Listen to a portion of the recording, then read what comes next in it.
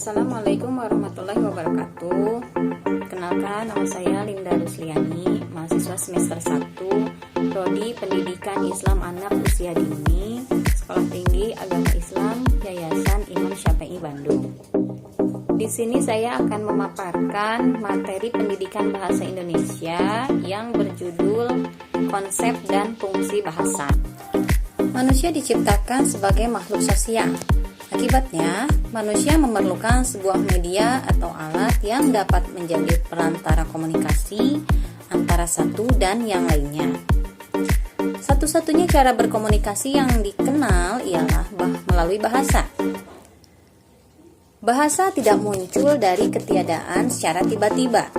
Ia tercipta dari suatu kebiasaan kelompok masyarakat di daerah tertentu.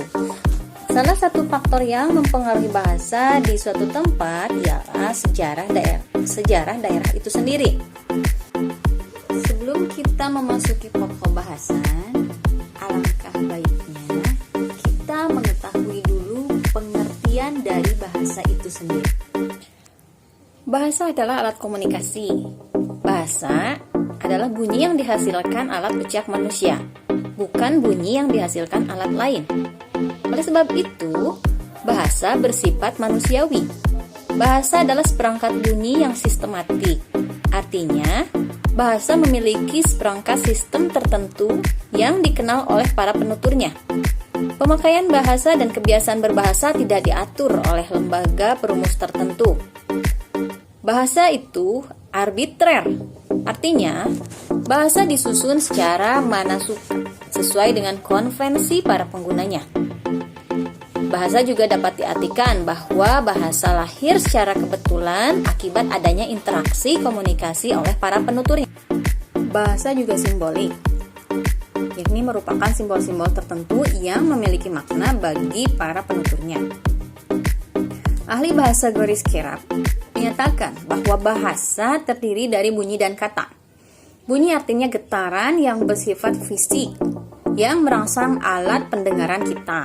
Sedangkan makna yaitu isi yang tergandung dalam arus bunyi yang menyebabkan reaksi tersebut.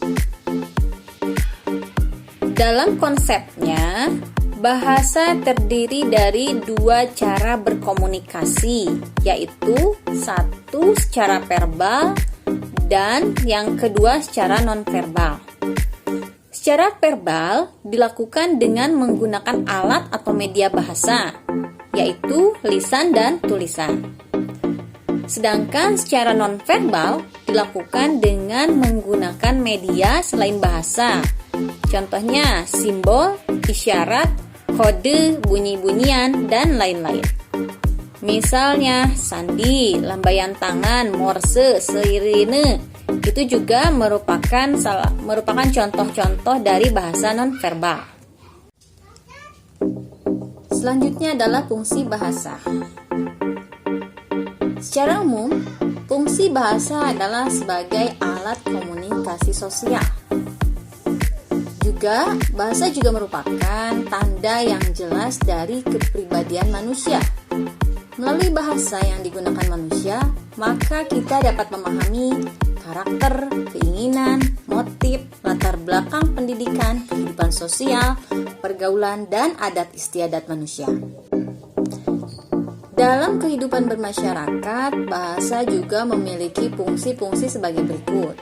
Di antaranya, sebagai alat komunikasi antar sesama manusia, yang kedua sebagai alat untuk bekerja sama antar sesama manusia, juga sebagai alat mengidentifikasi diri.